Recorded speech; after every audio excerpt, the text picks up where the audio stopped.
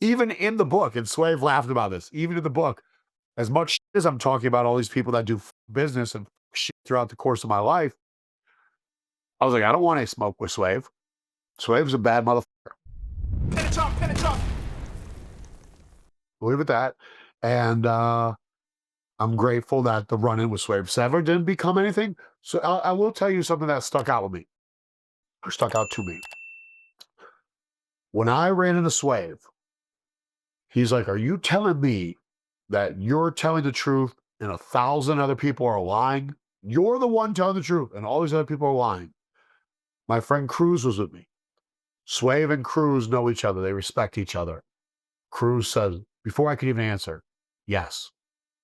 M80 has been telling the truth about this Chino shit since day one. He's been there for the family he knew existed since day one. All these stories you're hearing that are trying to paint me in the bad light, these people weren't there. Like, you weren't running Cheese business. You weren't fucking putting a car in the driveway, a roof over his head. You weren't paying for necessary life procedures. What the fuck are you talking about? And Cruz didn't even have to say it. And then Swave was like, you really paid for the funeral? I'm like, yeah, I paid the funeral house direct. I still have the fucking receipt. That, just that shit. It's like, where do you fucking get off painting me as the bad guy? Why? Because I have money? Because I can afford to help? I love the fact now so many people, after I fought for over a year and a half, I fought every fucking day to prove right to the world. I get it. You don't like the way I go about my speech. You don't like how vocal I am, how boisterous I might be. But am I lying to you? Nope. Am I giving you the facts? Yes. I like that people are like, we don't like how you came about it, but we now see why she fucked with you so heavy. Because no one fucked with Chino. He's the biggest motherfucker out there. Okay? The way I represent myself in business, you would think that I'm just as fucking big. I'm not, but I feel like it. I'm powerful. I'm righteous. I do good business. I do great by those I consider my friends and family. So yes. Then Swave spoke with Penn, because I told Penn we talked, and Penn's like, in his interview, like, Penn. So when you said it was somebody else. It was Cruz. Cruz is the one that navigated that whole shit.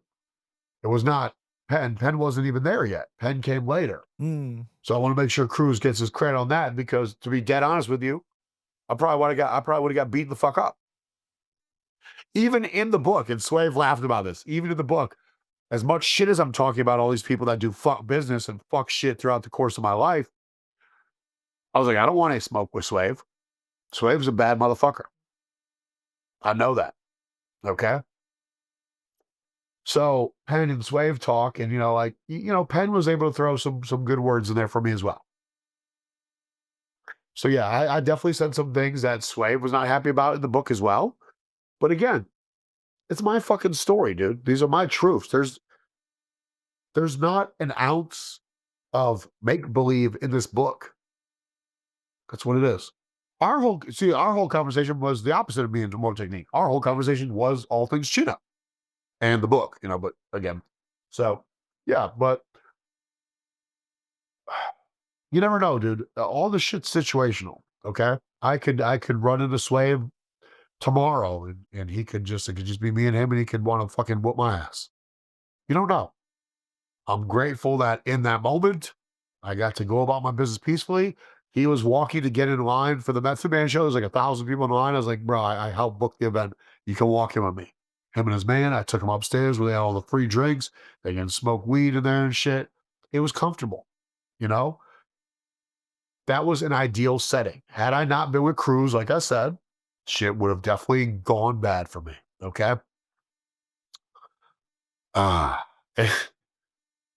You don't know what the next situation is going to be. You never know.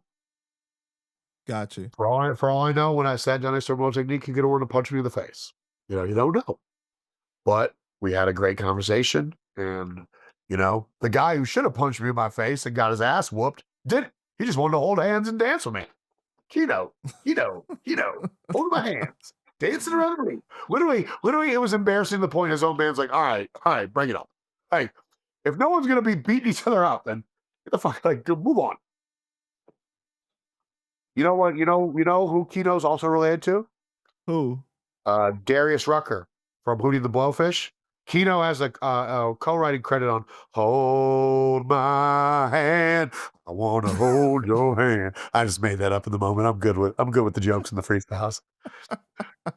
Bitch ass Kino.